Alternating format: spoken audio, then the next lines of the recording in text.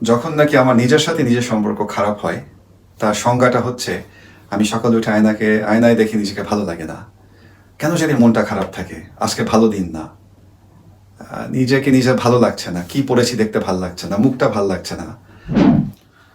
নিজের সাথে নিজের খারাপ সম্পর্কের সবচেয়ে বড় কারণ, ছোটবেলা থেকে যখন একটা শিশুকে আমাদেরকে উপেক্ষা করা হয়, হেয় করা হয়, অপমান করা হয়, পাত্তা দেওয়া হয় না, তখন আমরা আস্তে আস্তে বড় হয়ে সে খারাপ একটা অনুভূতি নিয়ে বছরের পর বছর, বয়স 2, 3 থেকে 1 থেকে 18 পর্যন্ত, এর থেকে বড় বেদনাদায়ক কিছু নেই। সেই মানুষটাকে আপনি যতই সাহায্য করেন, যত কিছু করেন না কেন, সেই বেদনাটা যাবে না। এবং জানেন, আমাদের অনেকের মধ্যে সেটা কম বেশি আছে।